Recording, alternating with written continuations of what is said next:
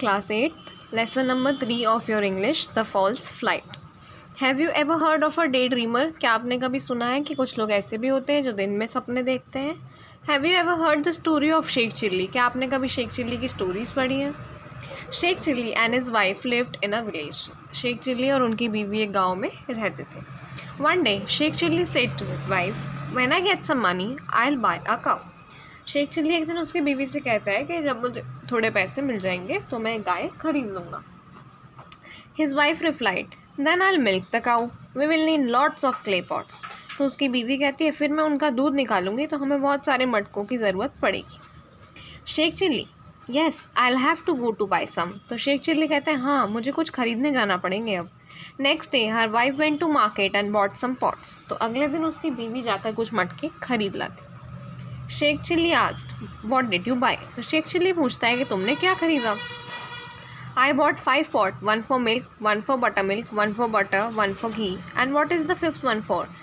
That is for carrying some milk to my mother, said his wife.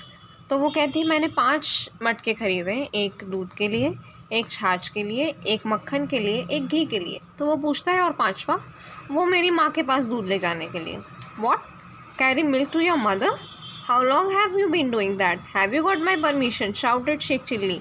तो Sheikh chilli चिल्लाने लगता है क्या अपनी माँ के पास ले जाओगी? कब से कर रही हो तुम बिना मेरी परमिशन के? His wife retorted, "There is no need for your permission." Sheikh चिल्ली's face turned red and he grabbed the pots one by one and smashed them all against the wall. तो उसकी बीवी कहती है मुझे तुम्हारी परमिशन की कोई ज़रूरत नहीं है. तो शेख चिल्ली का चेहरा लाल हो जाता है गुस्से से और वो सारे मटके दीवार से फोड़ देता है. The wife retorted, "I'm the one who takes care of the cow and milk it. I'll do what I wish with extra milk." तो उसकी बीवी कहती है कि गाय का दूध तो मैं ही निकालती हूँ ना, तो जो बचेगा उसका क्या करना है मैं जानती हूँ. You fool! I work on sweat all day and buy a cow and then you give away the valuable milk to your mother, roared the husband. तो वो कहता है अरे मूर्ख, मैं दिन भर काम करता हूँ, पसीना बहाता हूँ और उसके बाद गाय खरीद के लाता हूँ और तू इतना कीमती दूध अपनी माँ को जाके दे देगी. A neighbor came to their house. He asked the angry husband, "What's the matter? Why are you shouting?"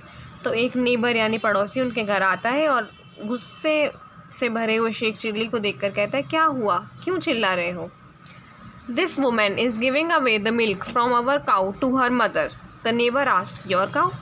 तो वो बताता है कि ये औरत जो हमारी गाय में से दूध निकालती है ये अपनी माँ को सारा दूध ले जाकर दे देती है. तो पड़ोसी पूछता है तुम्हारी गाय?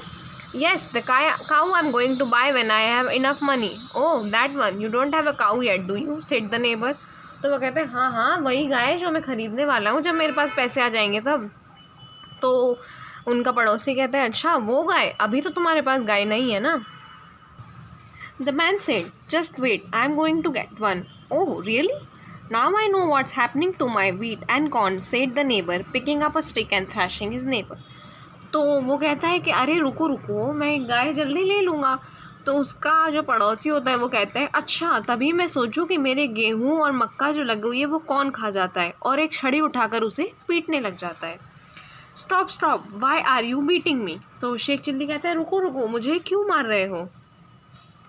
Your cow, it's been eating all the wheat and corn in my courtyard and you are letting it. तो कहता है तुम्हारी गाय मेरे उसमें से पूरे खेत में से ये गेहूँ और मक्का खा जाती है और तुम उसे खाने दे रहे हो.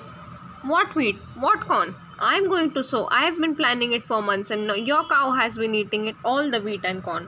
तो वो कहता है कि मैं कब से सोच रहा हूँ ये उगाने का और तुम्हारी गाय आकर उन्हें. Sheikh Chilli and his wife suddenly realise the truth and they had a hearty laugh. यानी शेख चिल्ली और उसकी बीवी को तुरंत ही समझ आ गया कि सच क्या है और वो बहुत ज़ोर से हंसने लगे. ये आपकी ग्लॉसरी है. कुछ वर्ड्स के मीनिंग: ग्रैब यानी किसी चीज़ को पकड़ना टाइट से. स्मैश किसी चीज़ को टुकड़ों में तोड़ देना. रिटॉर्ट यानी पलट कर गुस्से में जवाब देना. Roar to make a very loud sound, to shout loudly यानी कि चिल्लाना गुस्से में. थ्रैशिंग यानी किसी को ज़ोर से मारना. क्लास 8 हमने चैप्टर ख़त्म कर लिया था द फॉल्स फाइट और अब हम उसके क्वेश्चन आंसर्स स्टार्ट करेंगे. What was Sheikh Chilli's plan? यानी शेख चिल्ली का प्लान क्या था, क्या करने का सोचा था? उसका प्लान था कि वो एक गाय खरीदने वाला था जैसे ही उसको पैसे मिल जाते. How many pots did Sheikh Chilli's wife buy, यानी उसकी बीवी ने कितने मटके खरीदे थे? उसकी बीवी ने 5 मटके खरीदे थे। उसकी बीवी ने एक एक्स्ट्रा मटका क्यों खरीदा था? ताकि वो अपनी माँ के पास दूध ले जाया करेगी। What made the husband so angry, यानी जो उसका पति था वो इतने गुस्से में किस बात से आ गया? The husband become angry when his wife told him that she would carry some milk in the 5th pot to her mother, यानी जब उसको पता चला कि अपनी माँ के लिए दूध ले जाएगी 5वें मटके में, तो उसे गुस्सा आ गई। Why did the neighbour start hitting Sheikh Chilli, neighbour ने जो मतलब उसका पड़ोसी था उसने शेख चिल्ली को मारना क्यों शुरू करा? इसलिए मारना शुरू करा ताकि उसको रियलाइज़ हो कि सच जो है, यानी उसके पास कोई गाय नहीं है, कोई मटके वो फोड़ चुका था और अभी उसके पास कुछ भी नहीं है, यानी वो सिर्फ ख्वाब देख रहा है अभी। Complete the statement. Sheikh Chilli and his wife lived, कहाँ रहते थे ये और इसकी वाइफ? रहते थे एक गांव में, in a village. Sheikh Chilli grab the pot 1 by 1 and, Sheikh Chilli ने मटके पकड़े एक के बाद एक और क्या करा? Smash them against the wall, यानी दीवार के सहारे उनको फोड़ दिया। I work and sweat all day and buy a cow and, यानी मैं दिन भर पसीने में काम करूं, गाय खरीदूं और तुम? You give all the valuable milk to your mother, तुम जाकर अपनी माँ को सारा दूध दे आओगी। I have been planning it for months and your cow has been eating all the wheat and corn, यानी कि मैं कब से प्लान कर रहा हूँ और तुम्हारी गाय मेरा पूरा गेहूँ खा गई है। सो आप ये क्वेश्चन आंसर्स कंप्लीट कर लीजिएगा और ये कंप्लीट द स्टेटमेंट्स भी आपको अपनी टेक्स्ट बुक में मिल जाएंगे।